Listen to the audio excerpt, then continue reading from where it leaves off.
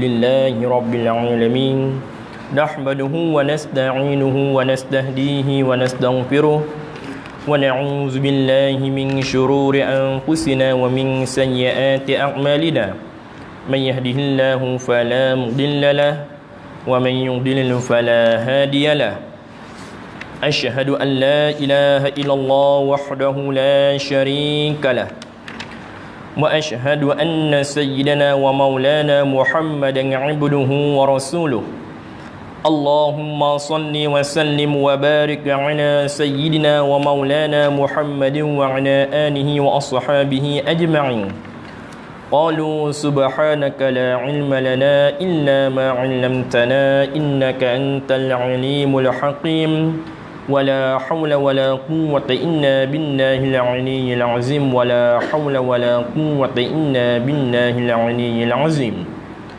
اللهم يفقهنا في الدين وعلمنا تأويل واهدنا صراطك المستقيم ربي يسر ولا تعسر ربي تمم بالخير أما بعد الحمد لله.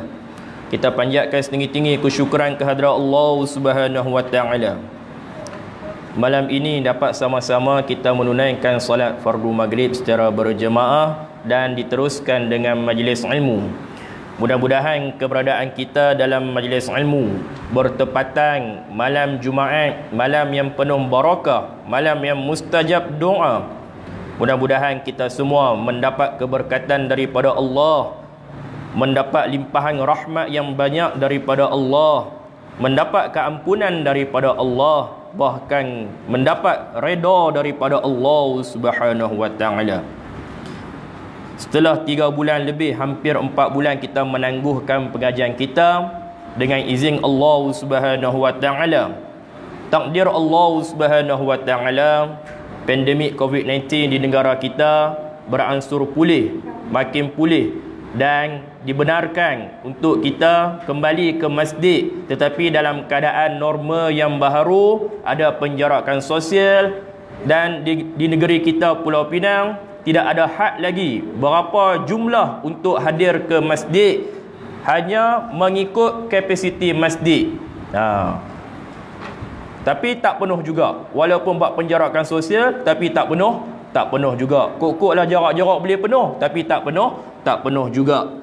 Dan dibenarkan juga ada majlis ilmu, tapi tetap dengan SOP dia sampai waktu isyak sahaja. Sebelum ni duk tengok jam, tidak? Duk tengok jam bila ustaz ni nak habis ni. Kena pula ustaz tu jenis cakap tak payah nak berhenti. Pakai duk tengok jam lah. Satgi nak tunjuk jam kat ustaz, nampak macam tak ada adab pula. Maka duk tengok jam. Tengok ustaz, tengok jam. Tengok kitab pun macam tak mau tengok kitab dah. Nak orang kata isyarat, nak ustaz tu cepat berhenti. Tapi ni tak payah isyarat dah, tak payah tengok jam dah. Sebab masuk saja waktu isyak kena berhenti. Tapi insya-Allah lah. Kalau bunyi tu kena berhenti, ataupun sebelum jam tu bunyi insya-Allah kita akan berhenti. Baik, memandangkan kita dah berhenti, kita dah tangguh dah pengajian kita hampir 4 bulan. Ingat lagi kita berhenti tang mana?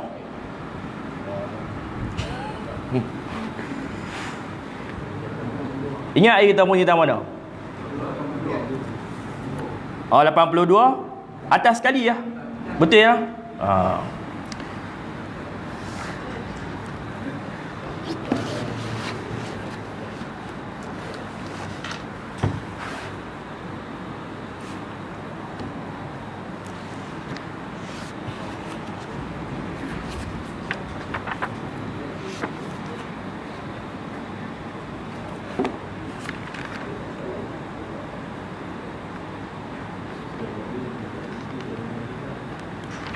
Itu 40.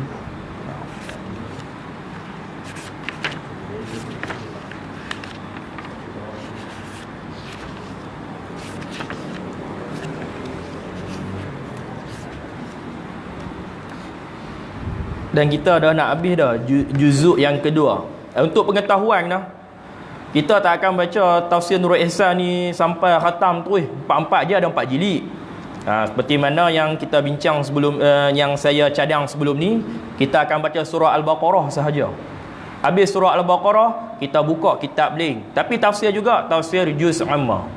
Kita ambil pula juzuk 30. Memandangkan kita dalam solat, kita duk baca juz amma. Majoriti kita baca juz amma. Tapi tak tahu pun apa yang terkandung dalam surah yang kita baca. Maka insya-Allah habis saja surah Al-Baqarah, kita akan buka kitab yang baru. Sebab apa? Saya cadang nak buka kitab lain. Ialah tafsir Nurul Ihsan ni, bahasa dia bahasa yang lama dan memang bahasa dia susah. Jadi tuan-tuan fikir, bila baca duk fikir apa makna dia, apa ibarat dia. Kalau mengaji di pondok pun panjang huraian dia. Satu ayat dan bahasa tu panjang huraian dia. Tapi kita tak maulah berhenti terus, tukar terus kitab, tak mau. Kita bagi habis surah Al-Baqarah. Sekurang-kurangnya kita dah mengaji tafsir surah Al-Baqarah. Surah Al-Baqarah bukannya pendek, 2 juzuk setengah. Ni baru nak habis juzuk 2, tak masuk lagi juzuk 3.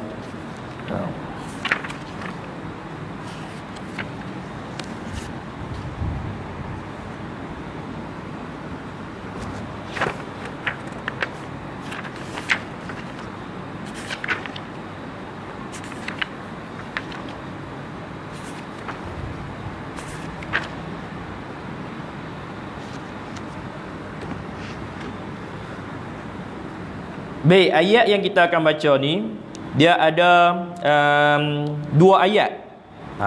2 ayat. Ayat surah Al-Baqarah ayat 246. 246 dan minta maaf. Betul, 246 dan 247. Ni surah Al-Baqarah ayat 246 dan 247.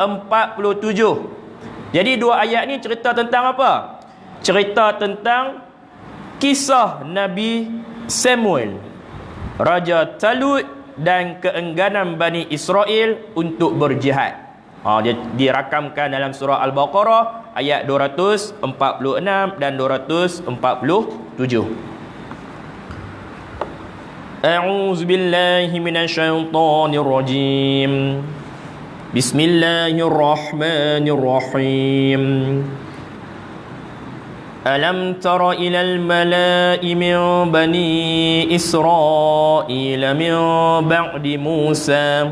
Tiadakah engkau lihat ya Muhammad kepada jemaah daripada Bani Israel kemudian daripada Nabi Musa, erti kisah mereka itu dan khabaran mereka itu. Iz qalu li nabiyyin lahum, ketika berkata mereka itu bagi nabi bagi mereka itu, Samuel, daripada keturunan Harun. Jadi Nabi Samuel ini adalah keturunan daripada Nabi Harun.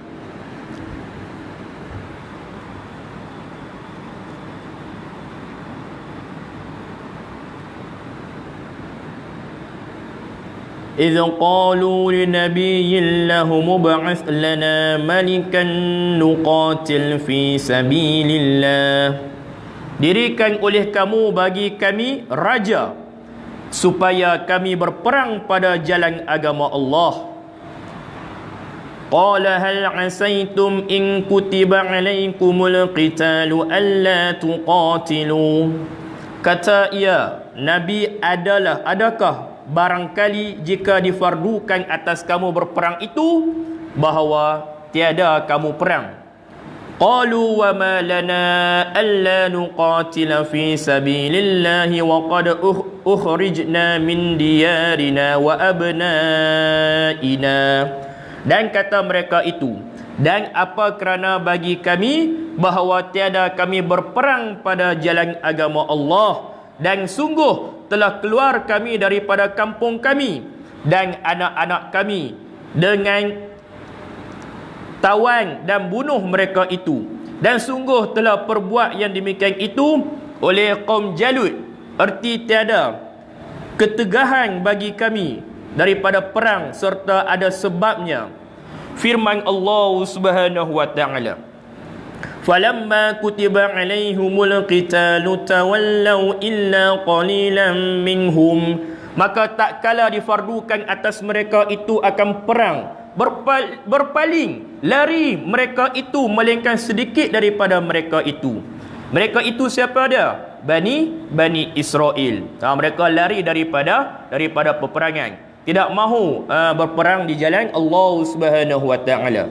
Ketika disuruh mereka berperang untuk menegakkan agama Allah, mereka lari takut kepada peperangan. Hanya sedikit daripada kalangan mereka yang ikut berperang di jalan Allah Subhanahu wa taala. Sedikit, melainkan sedikit daripada mereka itu, iaitu segala mereka yang lalu sungai serta Talut. Wallahu alimu bizzalimin. Dan bermula Allah Ta'ala itu amat mengetahui dengan sekalian orang yang zalim, maka membalas ia akan mereka itu. Maka meminta oleh Nabi itu akan Tuhannya akan taruh raja, maka terima ia kepada surut Talut jadi raja. Yang tu ayat yang ke 246. Baik, kita baca bagi habis dulu ayat 246 dan 247. Kemudian kita akan baca apa penafsiran dia. Saya ambil dalam kitab tafsir Munir. Sebab mungkin bahasa dalam kitab tafsir Nurul Ihsan ni payah ibarat dia, dan saya akan ambil tafsir yang moden untuk kita lebih faham apa tafsiran daripada ayat yang kita baca. Sambung. Yang tu ayat 246 habis dah. Kemudian sambung 247. Wa qala lahum nabiyuhum, dan berkata bagi mereka itu oleh nabi mereka itu Samuel, innallaha qad ba'asa lakum Taluta malika, bahwasanya Allah Ta'ala sungguh telah bangkit bagi kamu Talut itu raja. Qalu anna yakunu lahul mulku alaina wa nahnu ahaqqu bil mulki min. Kata mereka itu, betapa ada baginya raja atas kami, dan kami itu terlebih mustahak dengan jadi raja daripadanya, kerana Talut itu tiada ia daripada keturunan raja-raja dan tiada keturunan nubuwah, dan adalah ia tukang samak kulit atau gembala binatang. Walam yu'ta sa'atan minal mal, dan tiada diberi kelapangan daripada harta yang boleh menolong akan jadi rajanya. Jadi Talut ini daripada mana? Bukan daripada golongan bangsawan, bukan daripada keturunan nubuah. Mereka ni daripada orang yang biasa-biasa saja, bukannya golongan bangsawan. Qala innallaha astafahu alaikum, berkata ia bahawasanya Allah Ta'ala telah pilih akan dia atas kamu bagi jadi raja. Jadi ini kehendak Allah Subhanahu wa Ta'ala. Wa zadahu bastatan fil ilmi wal jism, dan melebihi akan dia akan keluasan pada ilmu dan besar tubuh badan, dan adalah Talut itu terlebih alim Bani Israel masa itu. Jadi Talut ini adalah golongan yang cerdik pandai, meskipun bukan golongan bangsawan, tetapi dia cerdik pandai. Jadi bila nak memimpin satu-satu kerajaan, nak pimpin rakyat ni, pemimpin dia kena cerdik. Dia kena cerdik, dan rakyat pun seronok untuk duduk di bawah pemerintahan raja yang cerdik, raja yang pintar, raja yang bijaksana. Dan cantiknya dan terlebih sempurna kejadian Bani Adam. Wallahu yu'ti mulkahu man yasha. Dan bermula Allah memberi akan rajanya akan mereka yang dikehendaki, tiada iqtirat atasnya. Wallahu wasi'un alim. Dan Allah Ta'ala itu Tuhan yang amat luas pemberiannya, lagi amat mengetahui dengan orang yang ahli baginya. Habis dari situ. Ayat 246 dan 247. Jadi ayat ni, dua ayat ni cerita tentang apa? Kisah Nabi Samuel, Raja Talut dan keengganan Bani Israel untuk berjihad di jalan Allah Subhanahu Wa Taala. Baik, apa kaitan ayat ni dengan ayat sebelum yang kita mengaji sebelum PKP? Apa kaitan dia? Peristiwa yang kita baca tadi tu, dilantik raja daripada kalangan Talut, kemudian keengganan Bani Israel untuk berjihad di jalan Allah Subhanahu Wa Taala. Jadi peristiwa ini adalah kesudahan kisah Bani Israel kerana terdapat petunjuk yang jelas tentang kebenaran risalah Nabi Muhammad sallallahu alaihi wasallam. Kerana hanya sebilangan kecil ulama Bani Israel sahaja yang mengetahui tentang Nabi Muhammad sallallahu alaihi wasallam. Sebab banyak cerita yang dirakamkan dalam surah Al-Baqarah. Bangsa Israel ini adalah bangsa yang kerah kepala. Jadi banyak mereka menolak ajaran nabi-nabi mereka. Setelah Allah Subhanahu Wa Taala menerangkan di dalam ayat-ayat yang terdahulu tentang hikmah pensyariatan peperangan, iaitu untuk mempertahankan kebenaran dan memelihara keagungan ummah dan kemuliaannya.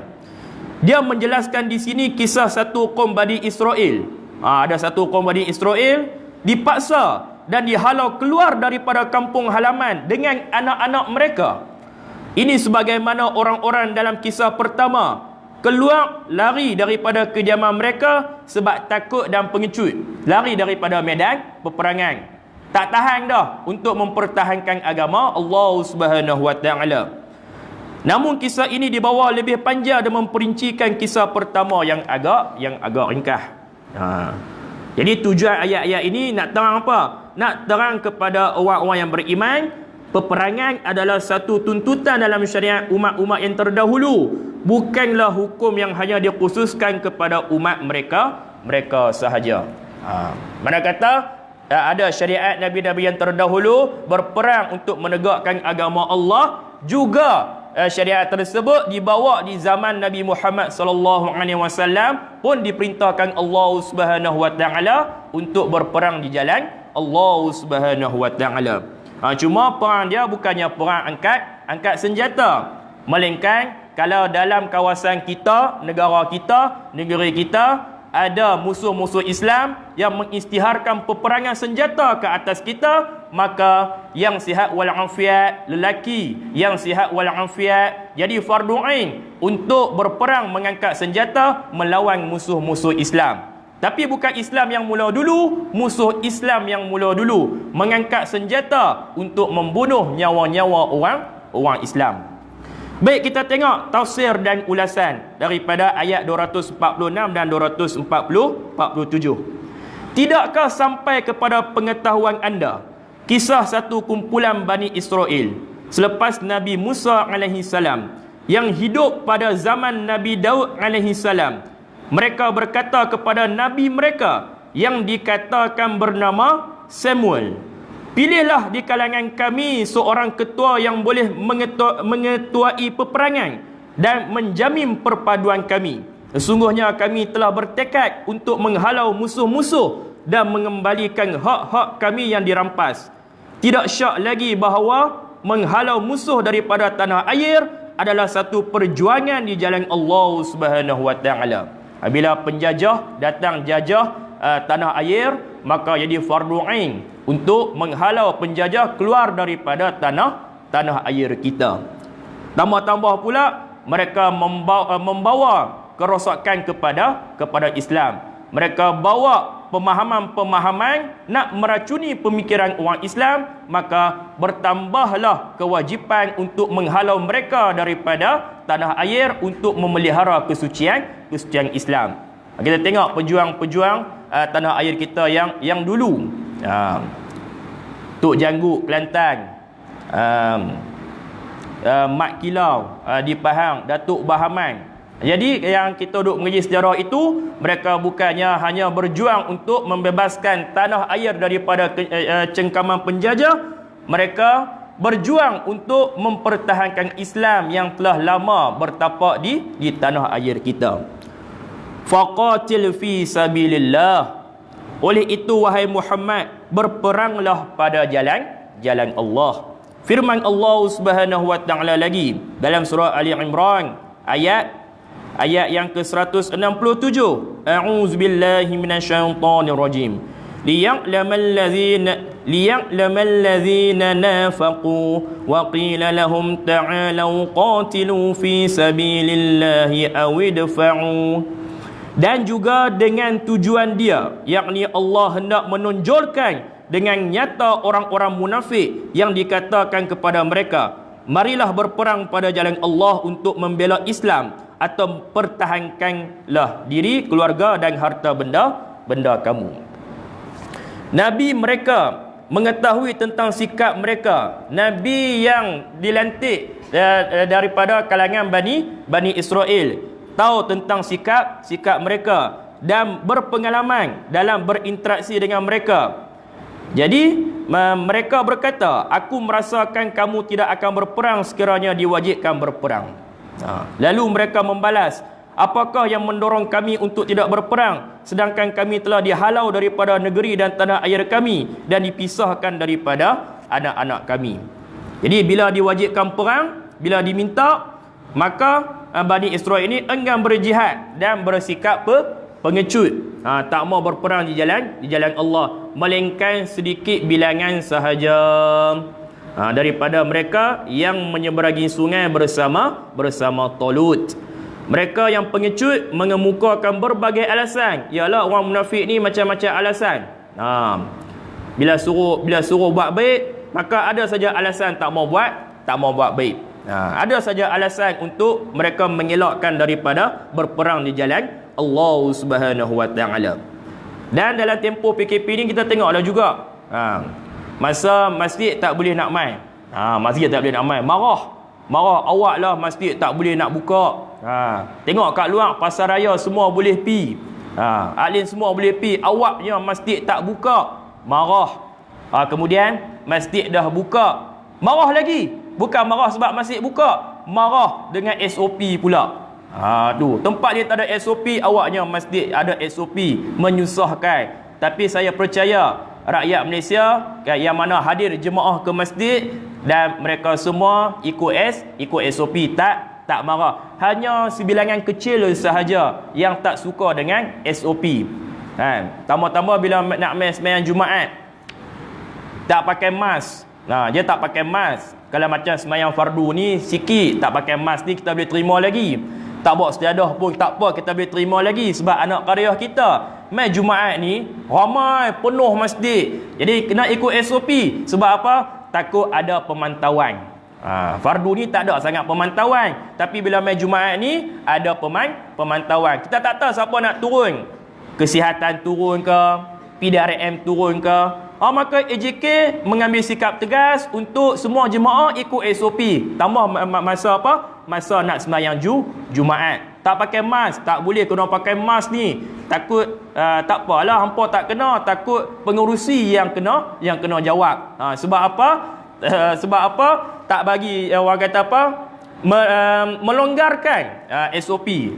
Tak pakai mask, tak bawa sejadah tapi boleh masuk sembahyang. Dia pun tak kena jawab, tak apalah, AJK yang nak kena bertanggungjawab. Tu. Marah, tarik muka, balik rumah tak main dah. Tu. Jadi macam-macam orang kata hati manusia. Tapi bagi mereka yang tiap hari duk pergi masjid, kerak duk main jemaah, bila ada saja SOP daripada Kementerian Kesihatan Malaysia untuk jaga diri, jaga anak-anak jemaah supaya terhindar daripada wabak penyakit, maka kita follow sahaja dan kita tak banyak-banyak bunyi. Dan bila masjid dibuka sahaja, jemaah tu juga yang datang. Kotlah orang kata terlalu rindu kepada masjid. 3 bulan lebih tak boleh main masjid, nampaklah muka-muka baru, penuh masjid, macam nak pecah masjid. Tapi macam itulah juga ada tempat depa mengadu, depa kata makin kurang. Makin kurang. Bila nak start kuliah, lari balik. Aduh. Sebab penjarakan sosial ni, sebelum PKP ada penjarakan sosial dah. Betul tak? Kuliah saja ada penjarakan sosial. Macam masjid ni ruangan kerja kecil. Jadi walaupun jumlah tu sikit, tapi nampak banyak. Cuba kalau masjid besar, duduk sandak kat belakang tu. Sandak kat belakang, muka pun kita tak tahu, kita tak kenal. Penjarakan sosial sebelum adanya COVID-19. Melainkan kalau ada ceramah umum, ada ustaz-ustaz terkenal seperti Ustaz Azhar Idrus, contoh dia, tu penuhlah masjid, tak boleh nak buat apa. Tapi kalau main ustaz-ustaz biasa ni, penjarakan sosial dia itu dah orang kata sentiasa terjadi sebelum PKP. Jadi orang munafik ni berbagai-bagai alasan, macam-macam alasan untuk mengelak daripada melakukan kebaikan. Bismillah. Bismillah.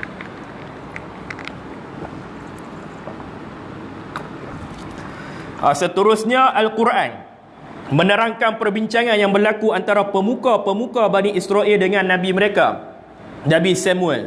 Nabi Samuel ni Nabi yang keturunan dia datang daripada Nabi Harun alaihi salam. Nabi Samuel alaihi salam, ketika pemuka Bani Israel datang kepada Nabi mereka, Nabi Samuel, mereka meminta daripadanya agar melantik seorang raja untuk mereka kerana penduduk Palestin telah menewaskan mereka dan membunuh ramai dari kalangan mereka.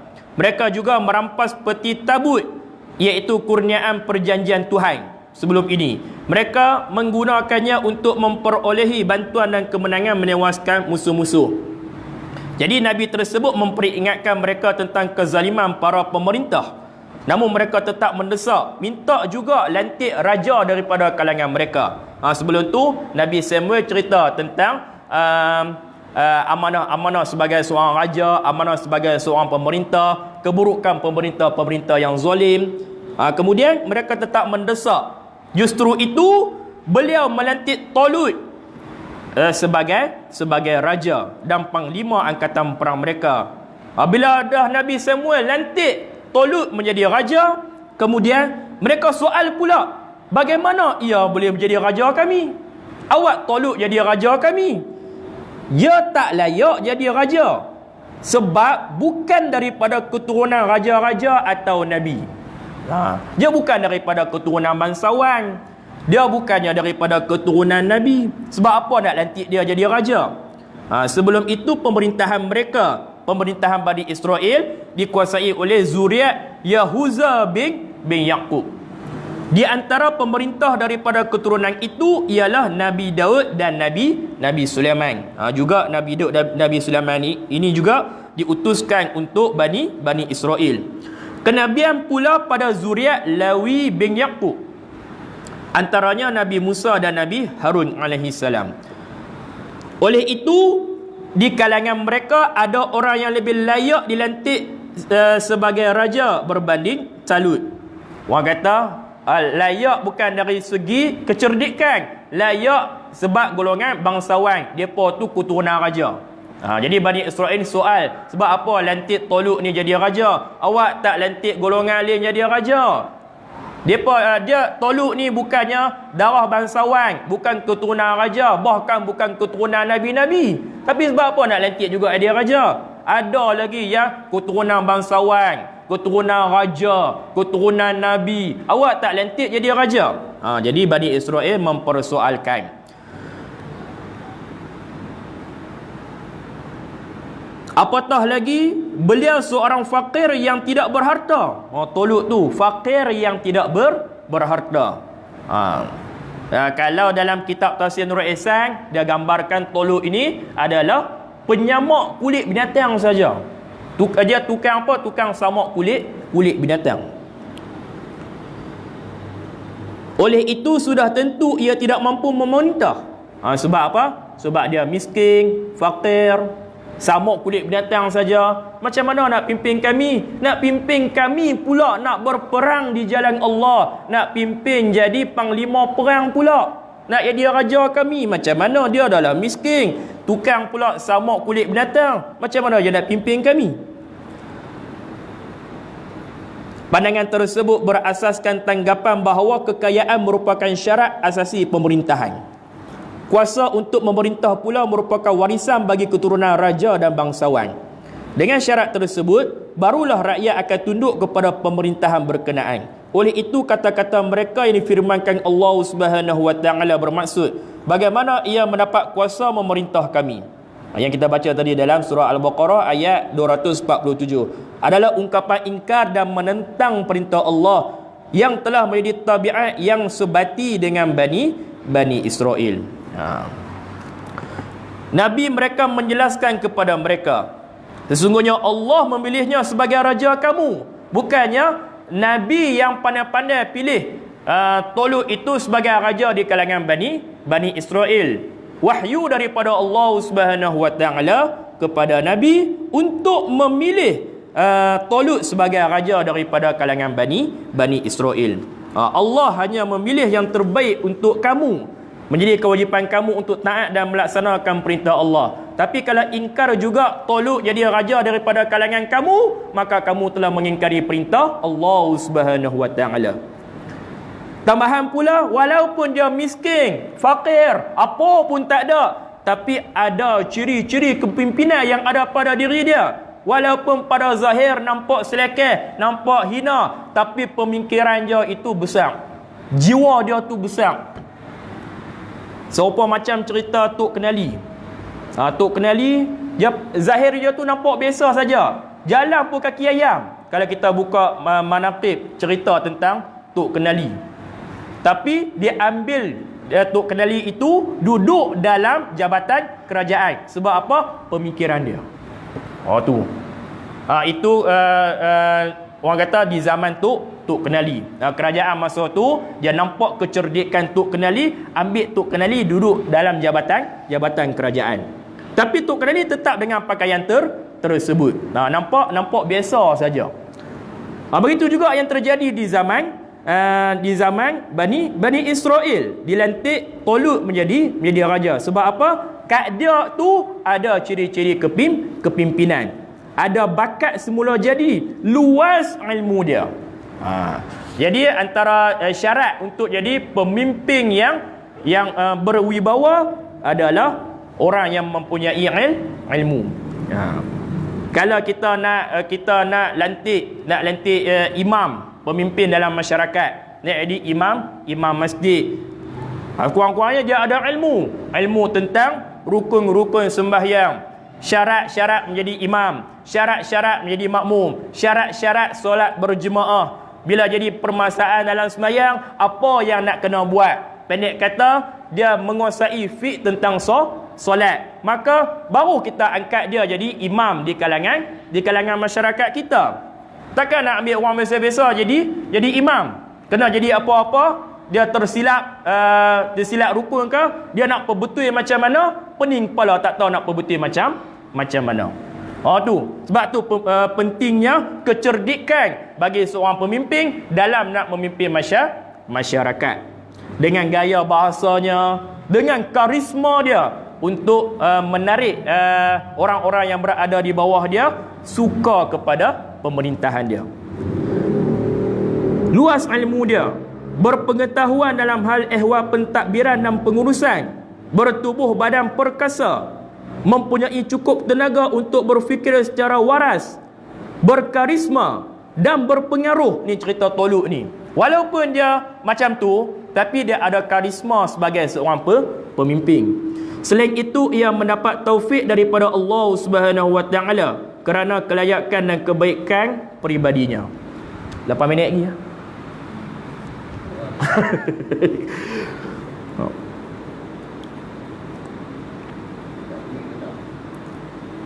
Inilah pengertian firman Allah Subhanahu wa taala yang bermaksud, Allah jualah yang memberikan kuasa pemerintahannya kepada sesiapa yang dia kehendaki. Yakni kekuasaan adalah milik Allah secara mutlak dan dia memberikannya kepada sesiapa yang dia kehendaki dan yang layak menerimanya. Oleh itu tidak boleh ditentang ketetapan Allah Subhanahu wa taala kerana dia lebih mengetahui keadaan dan kepentingan makhluk-makhluknya serta apa yang berhak untuk mereka. Allah Subhanahu wa taala amat luas lagi meliputi ilmunya, yakni pengurusan dan kekuasaan Allah Subhanahu wa taala meliputi lagi mencakupi tanpa batasan segala kurniaan dan pemberian maha luas. Dia memperluaskan nikmat dan memberikan kekayaan kepada sesiapa yang dia kehendaki. Dia maha mengetahui apa yang menepati hikmah dan maslahah, apa yang membawa kemenangan dan kejayaan, serta siapa yang layak dipilih sebagai pemerintah. Siapa-siapa yang dilantik jadi pemerintah, maka dialah akan bertanggungjawab apa yang dia buat kepada rakyat dia. Kullukum ra'in wa kullukum mas'ulun 'an ra'iyatihi. Semuamu adalah pemimpin dan setiap pemimpin akan ditanya oleh Allah Subhanahu wa taala apa yang dia buat kepada rakyat dia. Kalau suami ditanya apa yang dia buat kepada isteri dan anak-anak dia. Perdana Menteri akan ditanya apa yang dia buat kepada rakyat negara dia. Diri kita ditanya apa yang kita buat kepada rakyat-rakyat yang melekat pada tubuh badan kita. Kita ni pemimpin. Siapa rakyat kita?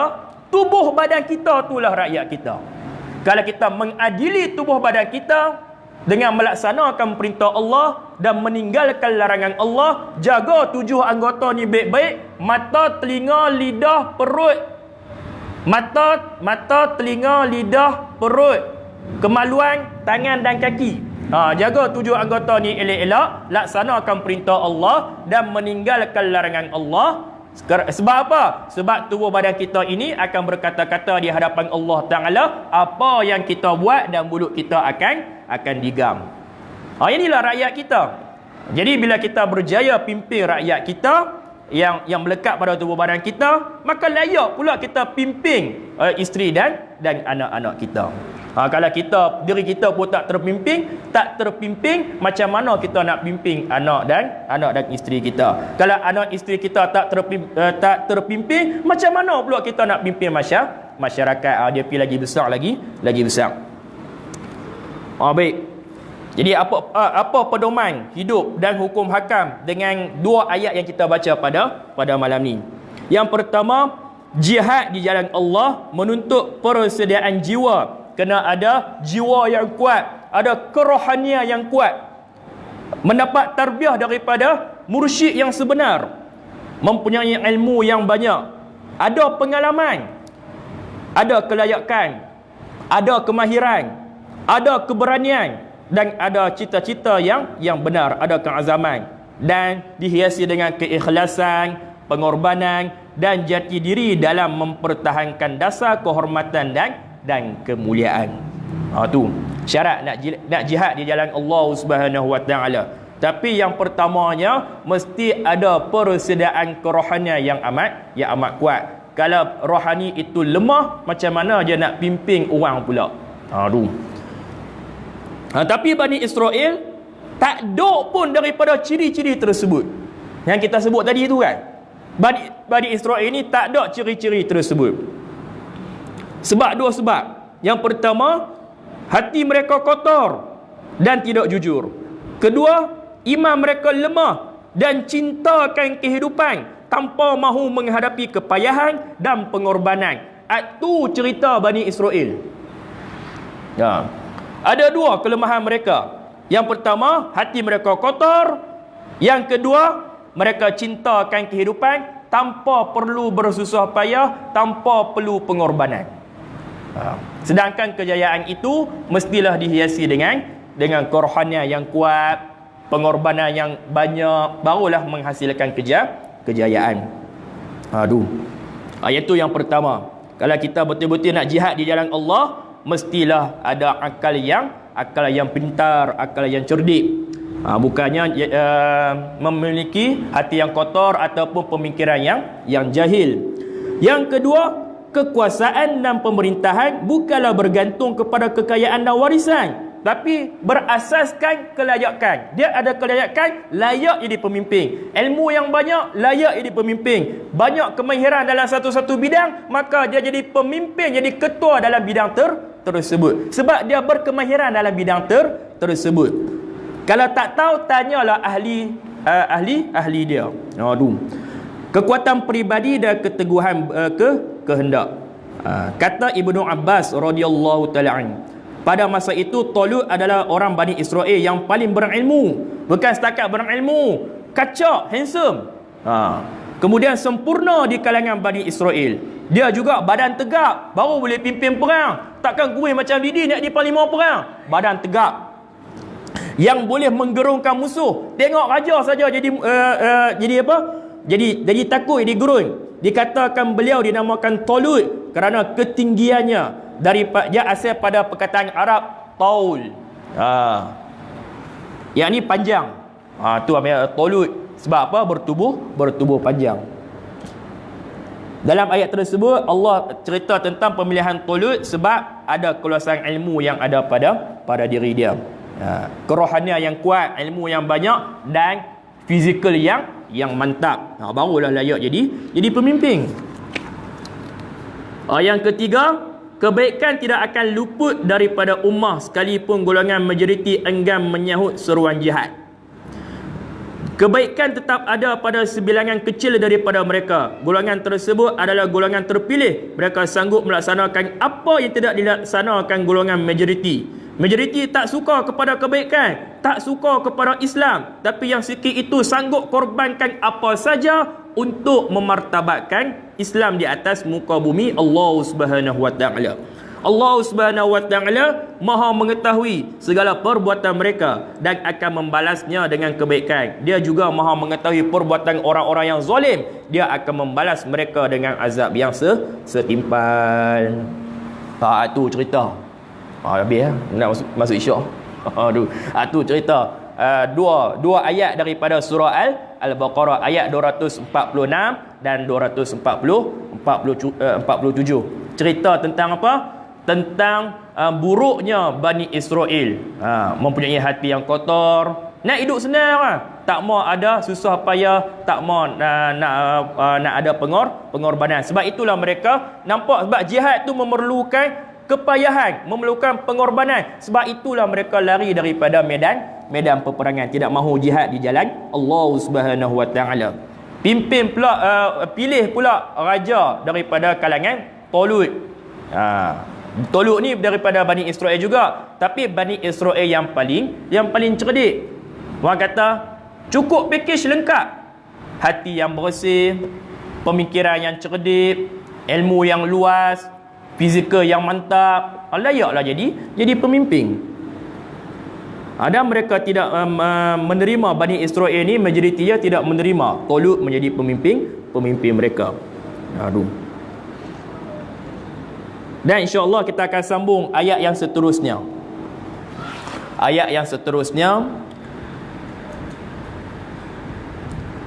Wa qala lahum nabiyuhum. Baris yang ke-6 daripada atas, muka surat 80-83. InsyaAllah minggu yang keempat. Masih lagi cerita tentang pemerintahan Talut. Ini cerita baru nak pilih. Okey, dah pilih dah. Talut jadi raja. Ayat yang seterusnya ada 1, 2, 3, 4, 5 ayat cerita tentang pemerintahan Talut, dugaan terhadap para pengikutnya dan kekalahan kumpulan majoriti. Sebab apa? Sebab kecerdikan, kepayahan dan pengorbanan Raja Talut yang boleh mengalahkan golongan majoriti. Yang ini dirakamkan 5 ayat seterusnya. Yang ini kita akan cerita pada hari Khamis minggu yang keempat.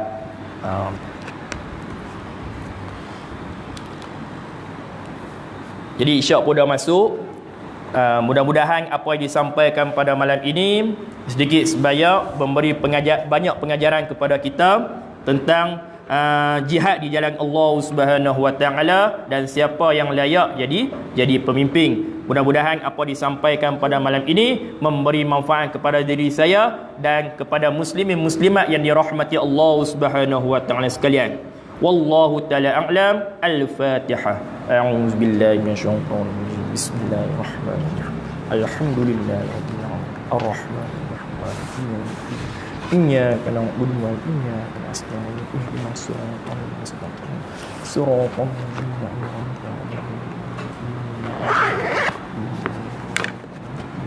Amin. Bismillahirrahmanirrahim. Alhamdulillahirabbil alamin wassalatu wassalamu ala asyrafil mursalin wa ala alihi wa sahbihi ajma'in. Rabbana zidna 'ilman nafi'a. Rabbana zidna 'ilman nafi'a. Rabbana zidna 'ilman nafi'a wa qalban khashi'a wa 'amalan salihan wa 'amalan mutaqabbalan warzuqan thayyiban. اللهم ارحمنا بالقرآن واجعله لنا إماما ونورا وهدى ورحمة. اللهم ذكرنا منه ما نسينا وعلمنا منه ما جهلنا وارزقنا تلاوته آناء الليل وأطراف النهار واجعله لنا حجة يا رب العالمين. اللهم افتح لنا بفتوح العارفين واجعلنا الفقهاء والعابدين برحمتك يا أرحم الراحمين. ربنا آتنا في الدنيا حسنة وفي الآخرة حسنة وقنا عذاب النار. وصلى الله على سيدنا محمد وعلى آله وصحبه أجمعين. سبحان ربك رب العزة عما يصفون والسلام على المرسلين والحمد لله رب العالمين. Assalamualaikum warahmatullahi wabarakatuh.